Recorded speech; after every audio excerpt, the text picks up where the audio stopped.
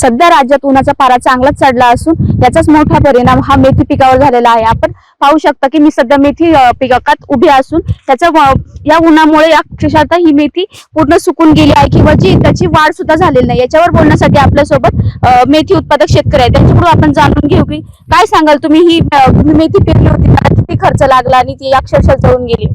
मी या ठिकाणी 1 एकर क्षेत्रावरती मेथीची लागवड केली आहे। या मेथी पिकासाठी म्हणजे कसं आहे, अगदी थोड्या दिवसात 30 दिवसात चांगलं उत्पन्न देणारं असं हे मेथीचं पीक आहे। सध्या कुठल्याही मालाचे पैसे होत नसल्या कारणाने कमी दिवसात चांगला पैसा मिळावा या अपेक्षेने मी हे मेथी पीक केलं होतं।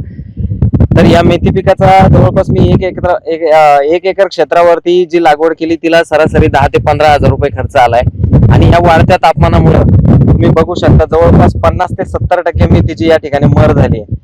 अक्षरशः हे बघता असं वाटतंय की म्हणजे जेवढं भांडवल गुंतवलंय तेवढं सुद्धा मिळेल की ना मिळेल ही चिंता वाटून राहिली आहे मला।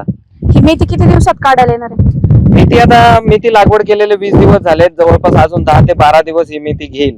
परंतु म्हणजे मेथी काढायला येईपर्यंत म्हणजे असं वाटत नाही की 80 किलो मेथीची लागवड करून सुद्धा हातात अक्षरशः 10 ते 15 जोड्या सुद्धा येतील। या वाढत्या तापमानामुळे झालेलं एवढं प्रचंड मोठं नुकसान याच्यावरून असं जाणवतंय की म्हणजे हाताला काहीच मिळणार नाही।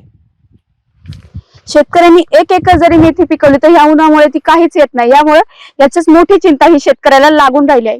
याचाच मोठा परिणाम त्यांच्या खिशाला सुद्धा बसणार आहे। नीलम चापुडे, LS मराठी, आंबेगाव, पुणे।